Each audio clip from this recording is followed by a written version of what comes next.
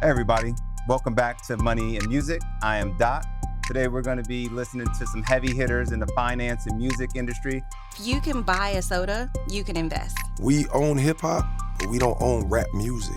What's the cliche statement? If you hang around 5 rich people, you'll be the 6th. I listen to his music because he's talking about, hey, how much farther he wants to go. And I tell people in my business, I turn dreamers into doers. Hello, thank you for coming back. This is Money and Music. I am your host, Doc Fuller, and today we have a personal friend of mine, the expert that I call on really when I want to know more about cryptocurrency. He owns his own crypto miner business. It's called Gilmer Acquisitions. Today, I'd like to introduce you to Lenny Gilmer. Lenny, man, thanks for joining us, bro. Thank you for having me. Thank you for having me. Yes, indeed. I mean, I get on a phone call with you, Lenny, and like we go off, right? Mm-hmm. I'm just learning about some of this stuff, cryptocurrency, NFTs, and all that. Before we even get into that, though, like, what is cryptocurrency? Cryptocurrency is, I think, an answer for a lot of financial problems we've had, especially in this country. Cryptocurrency is an alternative currency, right? And we have this purely technology. It's purely on the internet. Doesn't exist in the physical world. Because our money system is currently moving to a non-physical state, most of our money will be digital, and this is already the plan by the IRS and the Federal Reserve.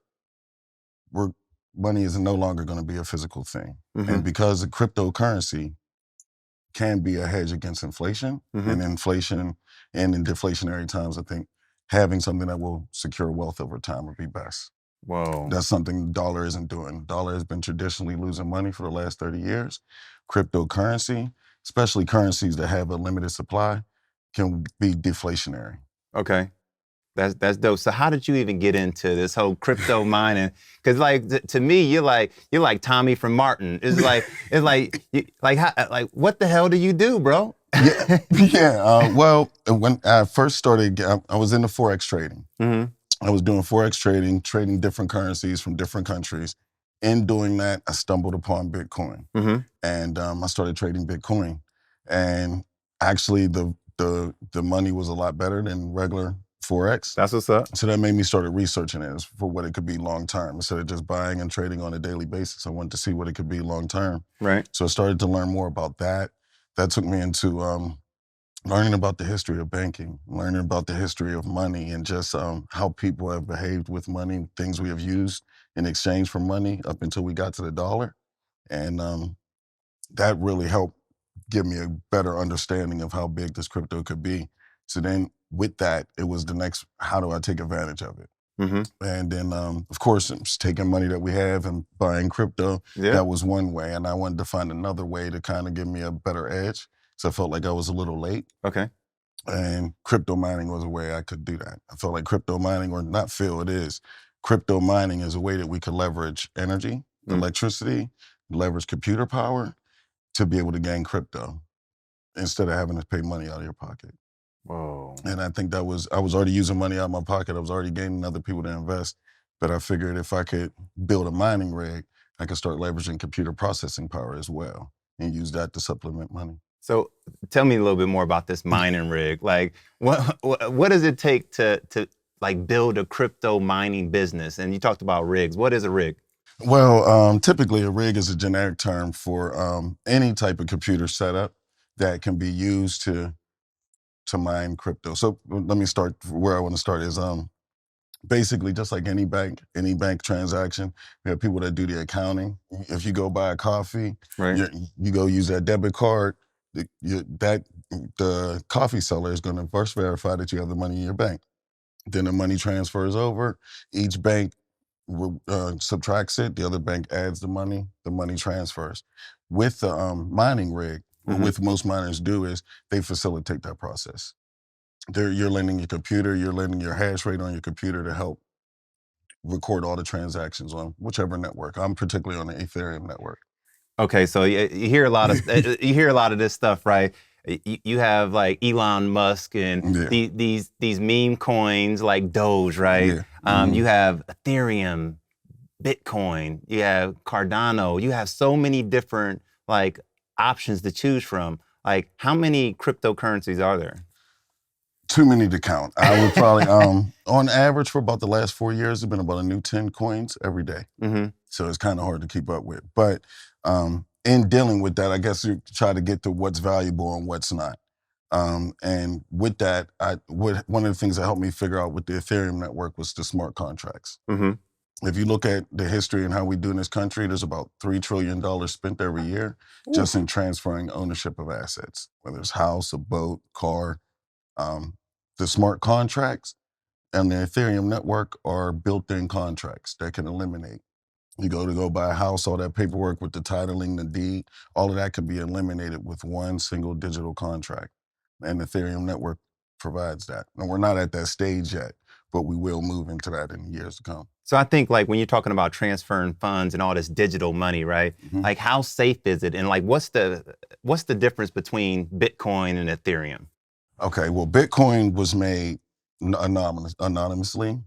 Bitcoin has a hard supply. There's only going to be 21 million Bitcoins. Okay. And in Bitcoin, although it's a technology and you can't communicate with it while exchanging money, Bitcoin does not allow for contracts. So where Ethereum was made after Bitcoin, and it was made to kind of fill the shortcomings of Bitcoin. Mm-hmm. So it transfers faster.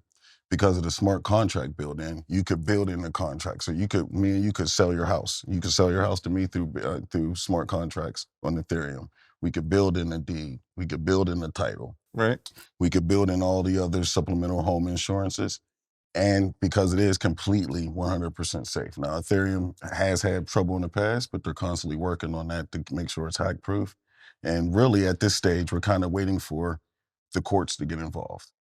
Once we get courts to start making sure they're legally binding, the smart contracts are legally binding, that's the point we'll move forward. And you'll start seeing homes being sold with on the Ethereum network. You'll see cars getting sold on the Ethereum network. That's dope. It'll be more efficient. It'll save a lot more money. And versus the ACH and the Visas, it's much better. Yo, that's dope, Lenny. That's dope. So what's going on? So you told us about Bitcoin. You told us a little bit about Ethereum, right? Mhm. But like, what is this new thing that everybody's talking about, NFTs? Like, what does that even stand for? NFTs, non-fungible tokens. Okay. And briefly, non-fungible means it can't be exchanged. It's irreplaceable. You want to kind of think of, in economics, you want to think of things that are one-term use. Oil's a fungible commodity. For example, a bag of rice, okay? Bag of rice is not replaceable. If you go to the store, you want to get a bag of rice or you're going to get a bag of coffee, it's just that bag of coffee. Okay. It could be replaced with anything. Something that's non-fungible is one of one. Something, everybody's with the sneakers, the one-of-one sneakers, the one-of-one paintings. You want to think of something that's non-fungible. Mona Lisa, it's non-fungible. There's only one in the world. Okay. Just can't exchange it. Rice, you could go get one bag of rice here, go get another bag of rice here. So with the NFTs that are now coming out, everybody's talking about NFT tokens, that's the main thing that's driving it, is that it can't be replaced. It's something that is one of one or something that has a very short supply. So that's one of the biggest things that are driving the value behind them. For example, you got the NBA Top Shot. They're taking digital shots of LeBron James during the game. Right. They're keeping that on the same. There's no other copies of it. There's no other reprints. And that's why they're selling for $200,000. So it's like supply and demand, basically. For example, baseball, they have one now. Topps Baseball, they used to make baseball cards. Right. They make NFTs for baseball cards. So they're taking digital recordings of their baseball games of baseball players, packaging it, and selling it off as a one-of-one. And there's a lot of people that think they're going to retain and gain value just like Topps baseball cards used to. Wow. So what network? you talked about there's different networks or something. Yes, right? yes. Yeah. So like there's Ethereum, there's Bitcoin. Like what network are NFTs running on? Now, most NFTs run on the Ethereum network. Okay. For one of the biggest reasons why is the Bitcoin network was made with hard, fast rules. It was an algorithm that was issued on the internet. There's no personal or human interference that can change or adjust it. Right. Whereas Ethereum was made by people we know right now in this day, and there's also was made as open source. So there's a lot of people that develop and make other products or other tokens that can work on the Ethereum network. Oh. So instead of trying to, for example, Bitcoin builds its own network. It's its own ecosystem. Okay. Whereas Bitcoin is exchange. You have to have Bitcoin to be able to use my Bitcoin. Uh-huh. You got to want to go somewhere that uses Bitcoin. Right. That's the same thing they're doing with the NFTs are doing with Ethereum. The Mhm. Ethereum network has already been built up. There's already people developing projects on it. Like you mentioned Cardano as a coin earlier. Right. Cardano is on the Ethereum network. But now, or I'm saying most of the people are on the Ethereum network, but that's because they have the access to be able to build on that platform and be able Right. to expand on it. So Polygon, Cardano, those are tokens that are built on the Ethereum network. All the NFTs that you hear about, a lot of rappers and music artists are making NFTs. There's a lot of art that are being sold in NFTs. I saw the Twitter CEO, right? Yeah. And Jay-Z did Yes. one, right? Uh-huh. Like Yeah. what are NFTs like worth a lot of money? We talked about supply and demand, right? Right now, they seem to be worth a lot of money. I don't know how long that'll be. Me personally, I don't think that'll hold over long term. Okay. But right now, they seem to have a lot of value, mainly because they're, again, scarce. If you look at anything going with money, scarcity, Mhm. the fact that a lot of people won't get it or a lot of people can't get it, always historically has led to value. Like the Mona Lisa, there's only one. That's why Right. the value always goes up. Right. So a lot of people, when they're making with the NFTs, or what they're hoping is, I buy that LeBron James NFT of him against the Lakers against the Clippers in the playoffs of that first round. Shout out LeBron James. Yeah, I'm hoping that that'll appreciate. When I buy that for 20,000, I'm hoping that'll appreciate in time and in years, and I'll be able to resell that to someone else who wants to be the sole person that owns that digitally. That's also where I kind of think some of the limits are. A lot of people, I think there's still time has to tell where that's going to go long term. Right. But for example, the baseball, Topps, baseball cards have gained value for years. Topps getting into baseball and doing NFTs for baseball is a signal, I think. It's not noise.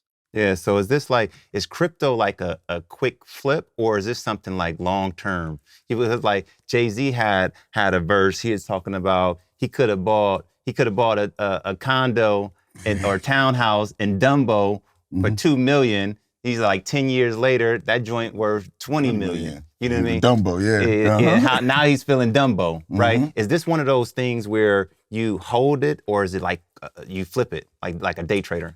I think cryptocurrencies, depending on which one, is something that you can hold. One of the things that people that are new to crypto want to probably look out for are the white papers. Each one of these tokens that come out, most of them don't have a white paper. And what's the white paper? White paper is typically who the person that originated the coin or wrote the coin. That's their vision for where they see that network and where they see that etho going, Mm-hmm. and what they see it being useful for in the future. For example, one of the things Dogecoin, that was very popular, it's made a lot of money. I haven't been. Some people lost money though, bro. A lot of people lost way more than they made. Yeah. Namely, but it has no white paper. I don't know what vision it has forward. I don't see any reason why it's going to be worth more than it is right now. There's no indication from the people that created it that they have any other plan other than just to have it out there and people buy it. Right. So to me, that's one of the traps that are out there for people that lose money. So probably the best thing you do is be able to read the white paper, Right. and get an idea for what the founder's vision is. And then you could try to match that up with how possible that is in the real world. Right. And so we can't give financial advice, right? Mhm. But like, give us a little bit of glimpse of what does Lenny have in his crypto account? Bitcoin, of course. Bitcoin. Bitcoin is king. I would never sell not even more than 75% of my Bitcoin. I'll probably hold on to that till 2030. Mhm. Ethereum is my next biggest, probably. But I mine Ethereum, so I'm mining Ethereum. I've been mining Ethereum for about the last 4 years, Mhm. and then after that, Polygon, Cardano. I'm big into those coins. Those are some of the bigger ones, but I don't play with most of them. I don't look at most of them. I ignore most of them. Shiba was a good one that came Shiba, along. That okay, kind of got my okay. attention. That was All a right. good one. But by and large, most of the coins that come out are just trying to me, siphon money off of the true values, which are Bitcoin and Ethereum. Okay, so those are the main ones. Right, right. So what projects are you working on? Like, what's next for you? Well, right now I'm actually trying to expand the mining opportunity. I want to kind of leverage this and create a investment opportunity for other people that want to get into it. A lot of people seem, it's a wide open game because I've had to order graphic cards from overseas and in the UK and in China.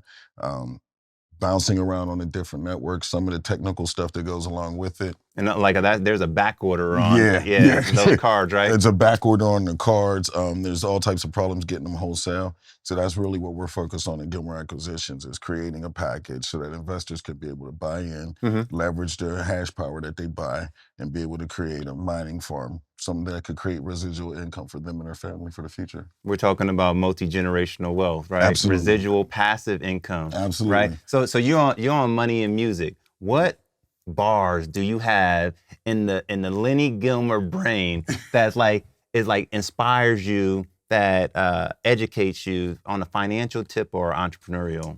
One of my favorite ones, Kendrick Lamar, Money Trees. That song just, when I actually listened to the words and listened to the song, he explains in that song that he wants to be shaded under a money tree. That him and his friends were going out rapping. He wants to tell his friends about his girlfriend he got been kissing. And he gets in the car and he listens to Usher. And he's like, that's the same thing I could be doing. What's different than this? You know? Usher's thinking about his experience. Well, I need to. And he goes to his boys and he's like, everything we're doing, we just need to up the level kind of thing. And that's one of the things that grabbed me when it was money trees. My parents always said money doesn't grow on trees, money doesn't grow on trees. And then, no, it doesn't, but there's other ways that I could build a money tree. And building my first mining rig, I felt like it was a money tree. It was a way that I could continue to make money without me having to go work for it, without me having to stress over it, and putting little wits together. And I want to open that opportunity up to everybody. That's what's up. And you talked about something about time, right? Being able to do that. I talked to Chris Gardner. He's the guy that Will Smith made the Pursuit of Happiness movie after, right? He told me that the biggest asset was time, right? And in order to get more time, you have to focus on your health, right? So focus on your health, you live longer, and hopefully he said you can always make more money. You know, if you have time. Most people aren't focused on time, and time, by allocating your time, it allows you to have multiple income streams. So you can have passive income right here. Maybe you're still in corporate America. You have different things that you can do, right? I fully agree. I think that's the biggest thing I learned getting into crypto is that time was the primary asset. That's what's time is the primary asset in life, and that was how I got into crypto mining. Was how I start leveraging my time in a wiser way, in a more profitable way. And the mining rig was one of the things that kind of came when I started going down that path, because I do believe that. And here goes the thing, I guess, that I also realize is that free time isn't free. I think that's another thing we always were taught, that's like a misnomer. Any time that you got is never free. Time you go spend with your wife and family, you're paying for that. Anytime I want to spend with my loved ones, I have to pay for that. I have to find a way to facilitate that. And then that's what started to make me feel that I need to figure out the thoughts and the ideas that could work for me rather than me always working for it. Lenny, man, I love picking your brain, man. We appreciate you coming out, dropping some jewels. Thank you. Gilmer Acquisitions, the crypto king. That's what I think Nas said that. Cryptocurrency Scarface. Yeah, on that Scarface, yes. Yeah, on that new Jay-Z and DJ Khaled joint, right? Yeah. So yeah, man, thank you for coming out, dropping some jewels. I certainly feel like I'm more knowledgeable, man. But yeah, thank you for coming out, man. Thank you for having me. Thanks again. You're very welcome.